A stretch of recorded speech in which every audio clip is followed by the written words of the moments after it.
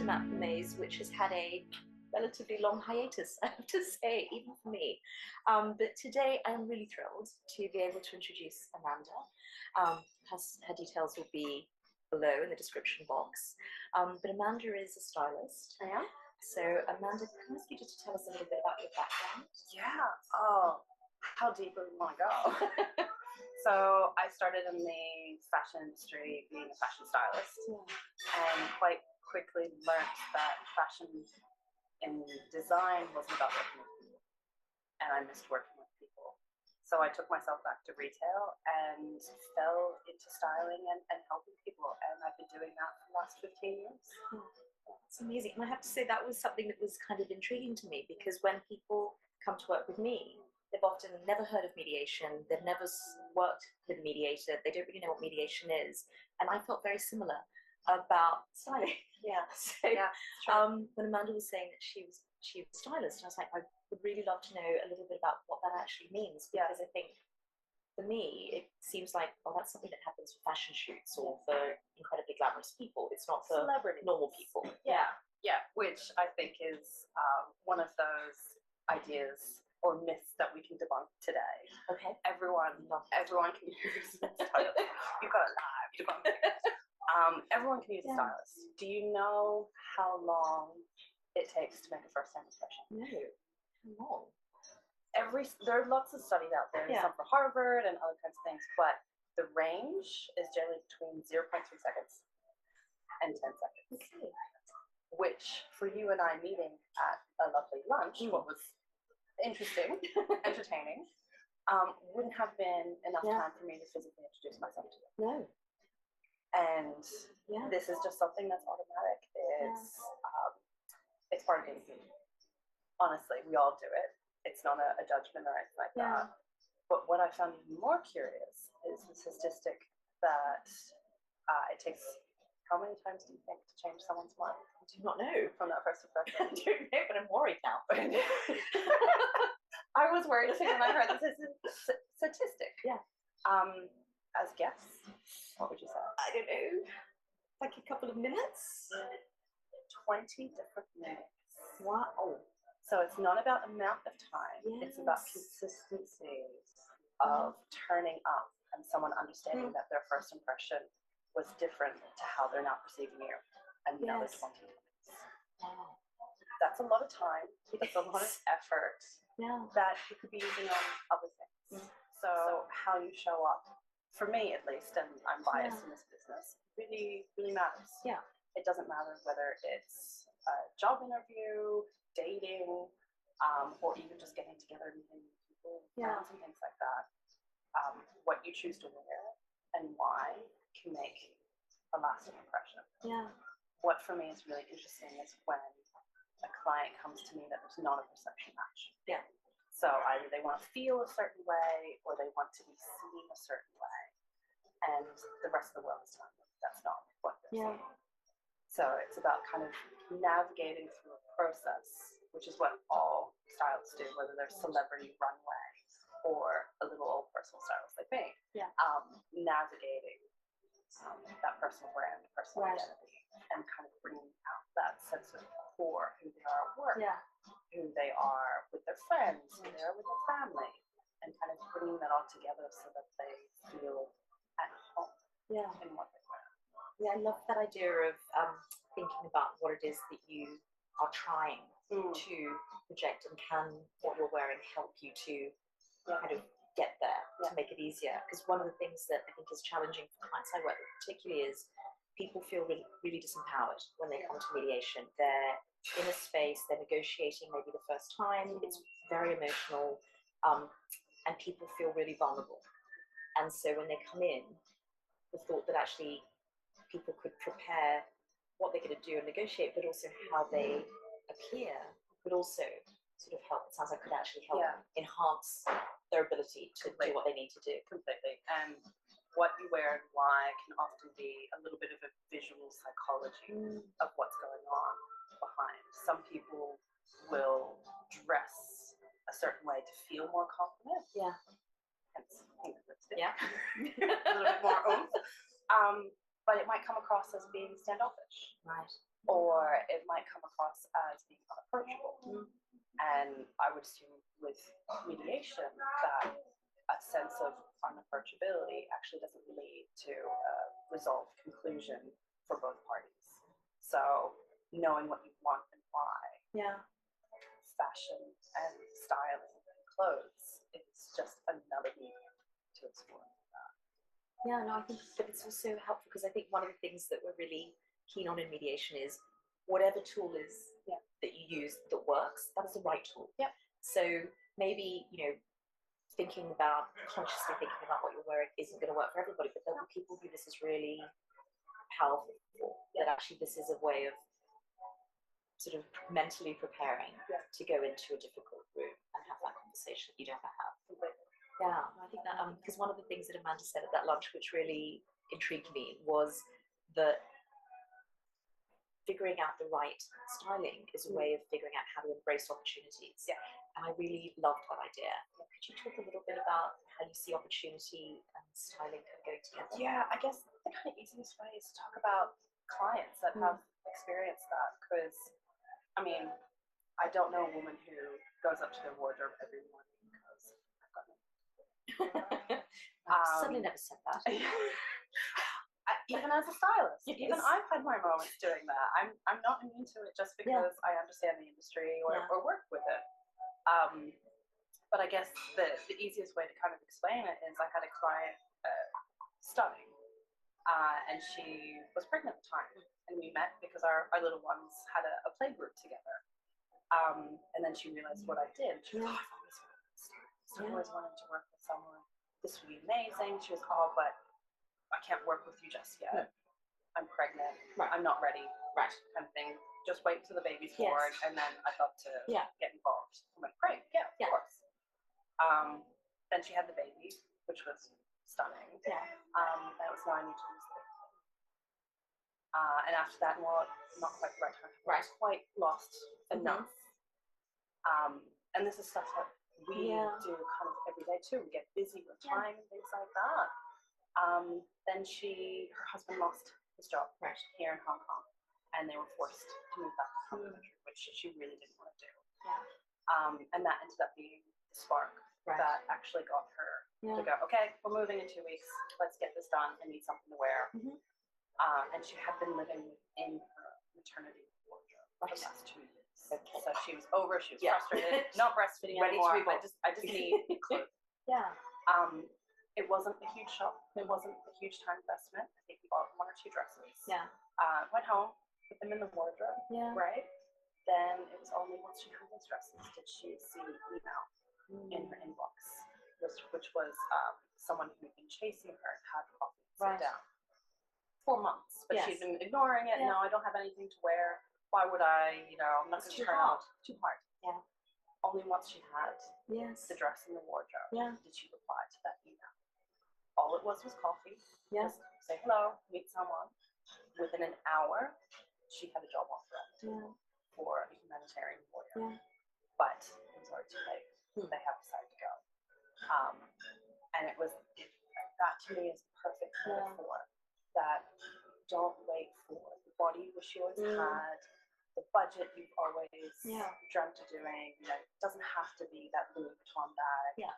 Any little start can make an impact of those opportunities that you're just not seeing because you don't have the right thing to put. Or, putting yourself out there because you don't feel like you're good enough. Yeah. And those kinds of things. So it really becomes a bigger metaphor that, opportunities are always out there whether you see them or not. And fashion and feeling good in what you wear is really a barrier. Yeah. That especially us women can put up, that can be a key time. Because I think for a lot of the clients that I work with, they're at a massive, often everything is chaotic. Everything in life is chaotic, nothing is certain. Nobody knows what life is going to look like anymore. And that's part of the work of mediation. But I think a lot of women, particularly, sometimes men, but it's mostly women, are then having to change their life. They're going back to the workplace, or they're expanding the work that they do. And so that can be intimidating and really difficult. But it sounds like actually kind of being prepared in one way with something can help that confidence level. Ease that transition. Yeah. Actually make people feel like there's one less thing they've got one less hurdle. Yeah. But it doesn't matter. I mean, divorce, separation, you know, the amazing work that you do with your clients is a huge lifestyle change. Yeah. You know, and styling, it could be, you know, postpartum changes. It could be changes in country that lifestyle changes, going from working full time to working part time, or getting into, you know, hiking, and even the resistance that comes with that. But for me, it's when it addresses the core. Everyone knows what to wear to the gym, you know, because gym is about performance. For some people, easier for some than others. for some people, you know, what to wear to work is putting a certain persona, person, something. But you know, we wear 10% of our wardrobe 80% of the time. Yes. We go back to those things either because they're performance aspects. And in Hong Kong, we have wardrobes like this. There's only so much, and it really matters. Yes. Yeah, I think that is interesting. The other thing I wanted to ask is, because you said, you know, it doesn't have to be a major outlay. It can be kind of, sort of, is it even just how you think about what you have, maybe in a different way? What are some of the small things that people kind of often do? For me, the biggest thing is fit. You know, it doesn't matter whether it's a piece from Zara or a high-end piece or how much money it is. If it fits, it fits. If it's valuable, there's a reason why it's valuable. There's a reason why you keep going to that 5% in your wardrobe. And so me as a stylist coming into someone's home, into their wardrobe, is often trying to understand why. Why is that piece more valuable? Is it something that gives you more versatility? Is it a key piece that makes you feel great? Is it about the color? But honestly, it all comes down to fit. Because fit is both something that's visually externalized. Someone can see whether it fits you or not. But it's also something that's and I call it the bridesmaid effect, where you see, you know, these row of ladies wearing beautiful dresses and stunning photos. But if you watch back at the video, it's always, you know, they're taking a turn pulling up the strapless, where the photo looks great. It's still. But you can tell no one's confident because they're pulling up and they're trying not to expose themselves and things like that. So the fit of that makes the difference between feeling great, being present in what's happening and things like that, but also the way that people see you. You know, so whether it fits your body, whether you actually elevate yourself over the clothing, that's a huge thing. But I think that's such a insightful comment. Is that it allows you to be present. That you're not thinking the whole time, I've got to adjust this, or this isn't comfortable, or I just feel. You can actually just commit to whatever it is that you're doing, like fully. And now it's such an interesting idea, because I think people underestimate how much that foundation can really support you. And I know people are, but actually just what you're wearing. So for anybody, whether you're a man or a woman, just what you're wearing gives you that sense of confidence about how you're presenting in the room. It's like having the right tool to unlock that door. You know, and waking up every morning and opening the wardrobe and knowing you don't have the right tool to do the look, to be present, to turn up, it can be heartbreaking. Well, I think Horrible also then, start the day. But also I think if you are going into an incredibly stressful situation, it's also feeling that you're not as prepared as you could be what they're wearing, because it actually doesn't feel comfortable for them. It's almost like a costume. That to me makes me so curious, because that to me means that that person feels powerful with the attention of a gaze. And in a situation they might feel like they're losing power. Or that having a sense of power is going to give them up. Then that makes me really curious that having that person's gaze and attention is making them feel powerful. Which I guess then also highlights that maybe people don't feel powerful inside. They don't feel genuinely powerful. But but it sounds like there are things you can do. Yes. You don't feel So many, so many. powerful to actually feel more. And I think being present is really, because I think sometimes people can almost think it's superficial. It's not important. It's just clothing. It's not the right time, I'll do it later. But actually, what I'm hearing is it can really help. It smells wonderful. It does smell good. Yeah. But it can really help to actually get you in the right space. And then you can just focus on what you need to focus on without focusing on things. I guess one thing I would ask is, how do you work with people? So if somebody is maybe going through a transition, which is how we describe divorce and separation, you're transitioning through this, how can working with a stylist help? What would you do with a client? How do they interact with you? Yeah, good question. What everyone needs will change. Sometimes on an hourly basis. I guess how I work with the client is I come from an element of curiosity. When I work with someone's closet, at their home kind of thing, I never come in with a sense of knowing this person, knowing their circumstance and that kind of thing. So, like, tackling, because most people contact me if they want some assistance, but they've tried doing it themselves. They've tried reading a book, and it's just not working for them. The information's. I'm trying to think of a particular circumstance, but it's not about judgment. It's that safe space. It's becoming in with curiosity. I want to know what's valuable for them so that I can help,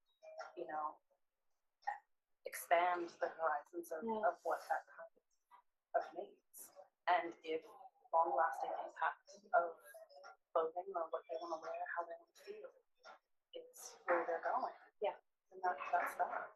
And do people kind of come in with, this is the challenge I'm facing? Or do they kind of just say, I need to book you?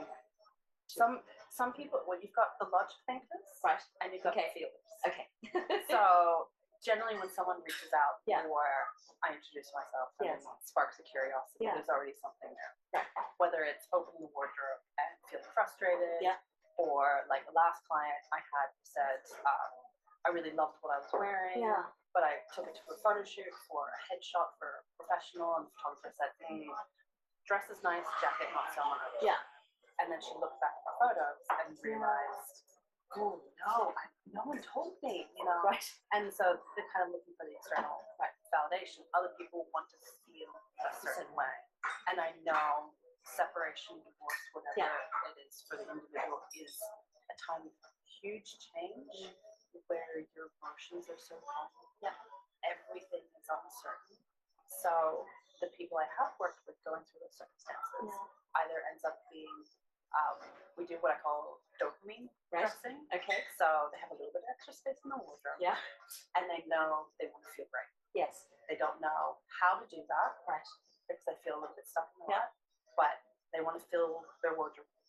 And I think that's awesome. And that's a way to assist them to get through the time. Other people, they know what they have is not working.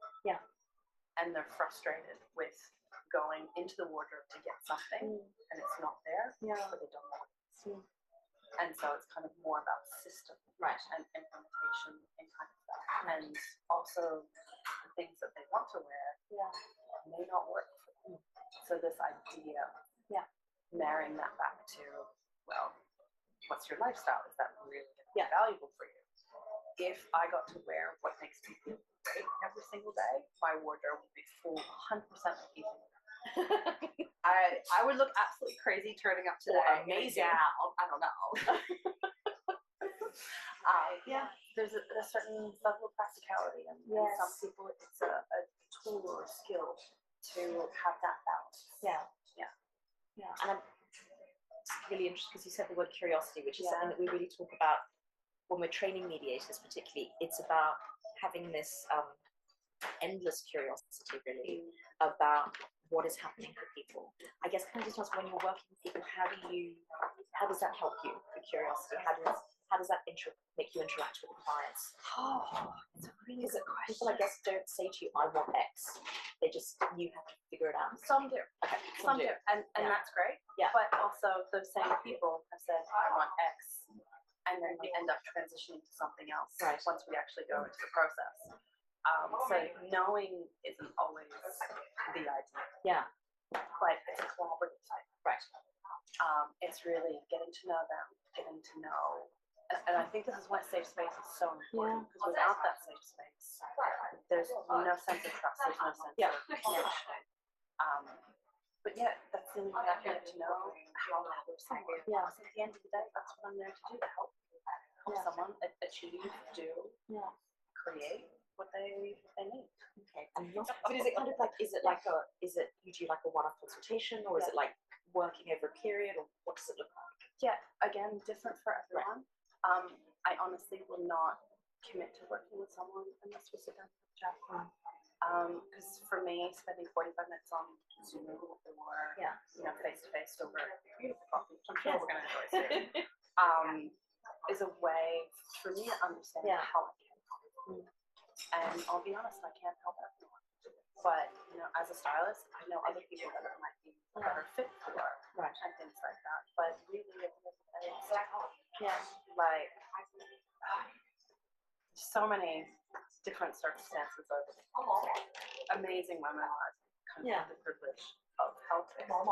But the ones that kind of stick in my mind are people who come to me with an idea, a thought of what they want. Yeah. And during the process, it's completely transformed. Yeah.